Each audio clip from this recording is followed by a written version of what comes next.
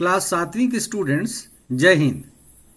जैसा कि आप स्क्रीन पे देख रहे हैं स्टूडेंट्स, एक पुस्तक जिसका नाम है मसनवी, है ना। एक पुस्तक है जिसका नाम है मसनवी और जिसके लेखक हैं अमीर खुसरो। तो आज आपको मैं अमीर खुसरो के बारे में बताता हूँ। तो आपका जो चैप्टर नंबर 1 है मध्यकाल में भारत, तो उसके पृष्ठ नंबर 10 पे आप देखेंगे स्टूडेंट्स। आपका जो टेक्स्ट बुक है, टेक्स्ट बुक के पेज नंबर 10 पे आप देखेंगे, उस पे वहां पे आपको अमीर खुसरो के संदर्भ में काफी कुछ डिटेल्स पढ़ने को मिलेगा। तो स्टूडेंट्स मैं आपको बता दूं कि अमीर खुसरो जो हैं वो एक बहुत बड़े कवि थे, एक बहुत बड़े शायर थे, गायक थे, संगीतकार थे, है ना।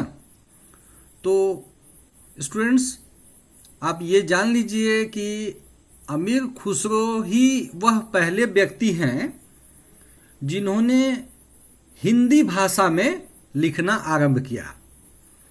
स्टूडेंट्स आपको पता है कि भारत की जो प्राचीन भाषा है वो संस्कृत है।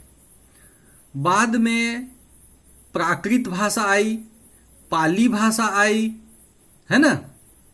लेकिन इसके बाद एक समय ऐसा आता है जबकि हिंदी भाषा या हिंदवी भाषा, है ना, इसकी शुरुआत होती है।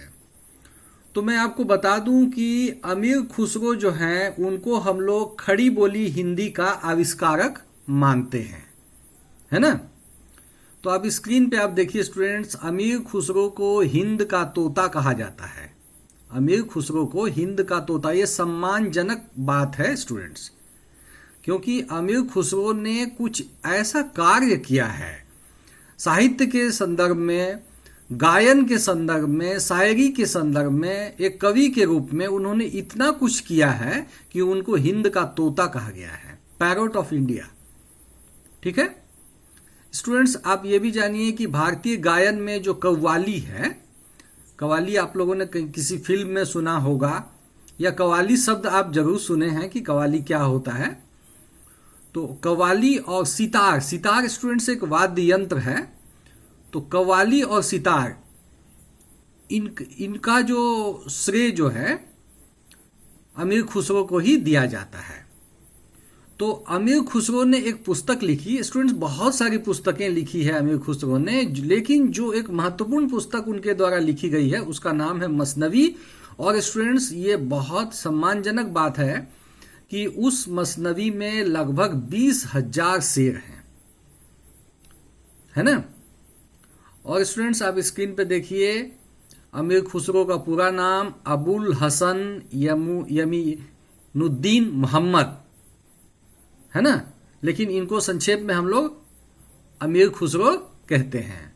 ठीक है स्टूडेंट्स, आप फोकस कीजिए स्क्रीन पे। अमीर खुसरो, अमीर खुसरो मूलतः इतिहासकार नहीं थे। इतिहासकार नहीं थे तो फिर क्या थे स्टूडेंट्स? अभी अभी मैंने बताया कि वे एक कवि थे, गायक थे, संगीतकार थे, है ना। लेकिन इनके द्वारा जो रचनाएं लिखी गई है वो हमारे लिए एक ऐतिहासिक दस्तावेज है। तो जब वो ऐतिहासिक दस्तावेज है तो अमीर खुसरो भी इतिहासकार हैं, लेकिन उन्होंने जो कुछ लिखा वो इतिहासकार होने के नाते नहीं लिखा है। ठीक है, तो अमीर खुसरो मूलतः इतिहासकार नहीं थे, परंतु उनके द्वारा रचित मसनवी और दीवान, दीवान भी एक पुस्तक का नाम है, एक महत्वपूर्ण ऐतिहासिक दस्तावेज है। खुसरो पहले व्यक्ति थे जिन्होंने हिंदी, हिंदवी और फारसी में एक साथ लिखा। अमीर खुसरो को खड़ी बोली हिंदी के आविष्कारक का श्रेय दिया जाता है। स्टूडेंट्स मैं आपको बता दूं खड़ी बोली हिंदी क्या होती है। अभी मैं जो भाषा बोल रहा हूं और आप जिस भाषा को सुन रहे हैं यह है खड़ी बोली हिंदी। तो आपको पता है कि भारत के विभिन्न क्षेत्रों में हिंदी की कई उपभाषाएं बोली जाती है। जैसे आप पूर्वी उत्तर प्रदेश में जाइएगा तो वहां आपको अवधी भाषा मिलेगी जो कि हिंदी की एक उपभाषा है। यदि आप पश्चिमी उत्तर प्रदेश में जाइएगा तो वहां आपको ब्रज भाषा मिलेगा। यदि आप राजस्थान में जाइएगा तो वहां राजस्थानी भाषा मिलेगी।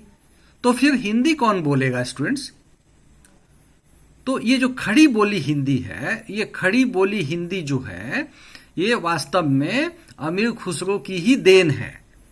और आज हम लोग खड़ी बोली हिंदी का इतना अधिक प्रयोग करते हैं जैसे ऐसा लगता है कि ये भाषा जो है हजारों हजार वर्ष से इस देश में है। नहीं स्टूडेंट्स, ऐसा नहीं है। हमारे देश की भाषा कभी संस्कृत थी, कभी प्राकृत रही, कभी पाली रही, है ना। और हिंदी के जो है कई उपभाषा रहे हमारे देश की भाषा। लेकिन खड़ी बोली हिंदी जो है इसकी शुरुआत यदि आप देखेंगे तो वो 13वीं शताब्दी से ही है, यानी अमीर खुसरो के जमाने से। उसी समय से हिंदी का प्रयोग होना शुरू हुआ और जब वो देवनागरी लिपि में लिखी गई तो वो हिंदी कहलाई और जब वो नस्तलिक लिपि में लिखी गई तो वो उर्दू कहलाई। ठीक है, तो हिंदी और उर्दू में बहुत दूरी नहीं है, दोनों लगभग एक साथ पनपने वाली भाषा है ना। जैसे एक माता के जो दो पुत्र होते हैं ना, दो बेटे होते हैं ना, किसी माँ के दो बेटे, उसी तरह से दो बेटे हैं, एक हिंदी और दूसरा उर्दू। ठीक है, अब आगे देखिए।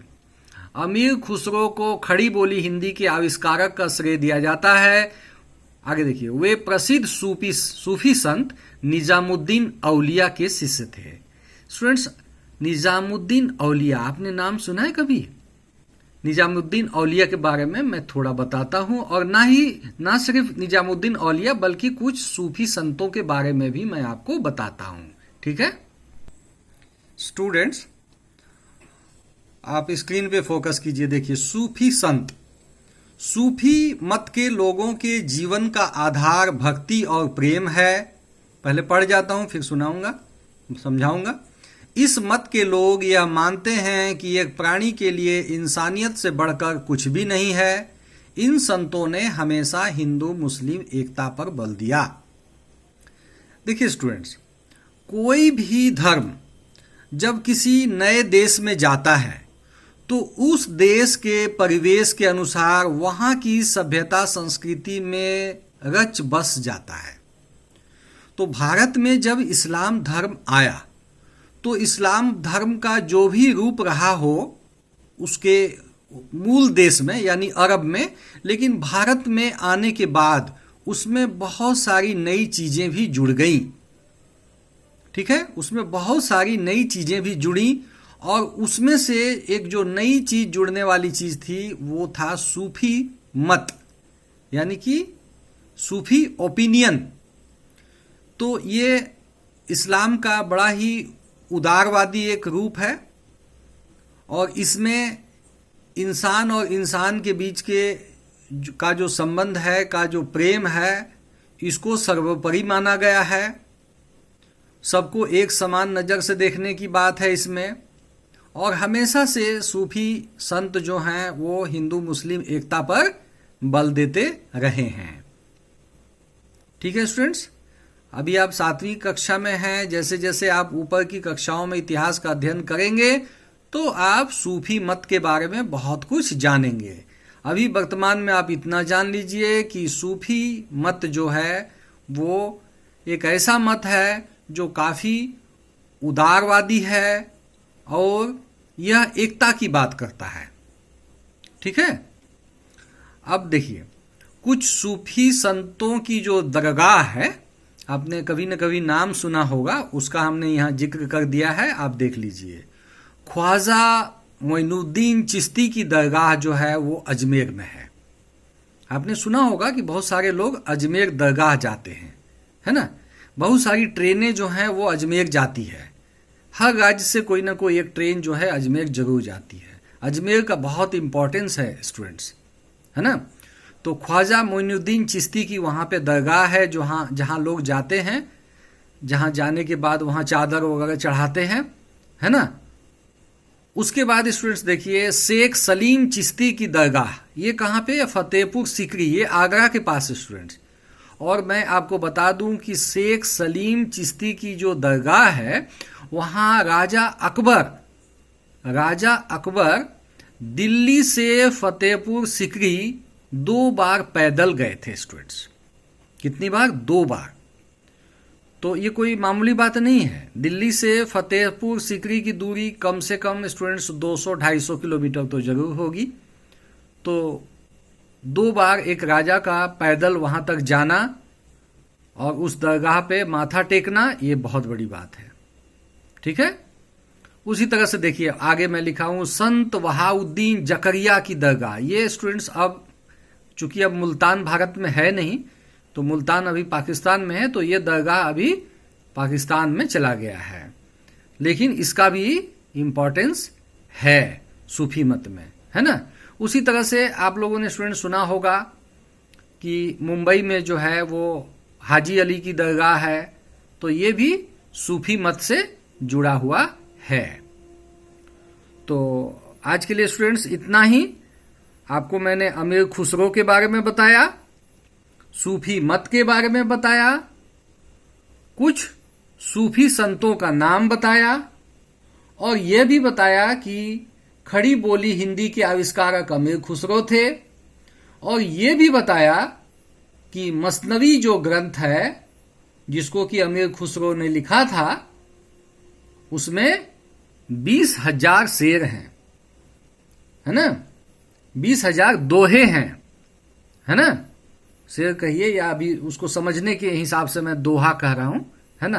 वो काव्य है, क्या है, काव्य है ना, पोयम है वो। ठीक है। तो स्टूडेंट्स ये चीजें काफी महत्वपूर्ण हैं जो आगे आपके जीवन में काम आएंगी, आपके अध्ययन के सिलसिले में ये बहुत इंपॉर्टेंस रखेगा। तो ठीक है स्टूडेंट्स, आज के लिए इतना ही। जय हिंद स्टूडेंट्स।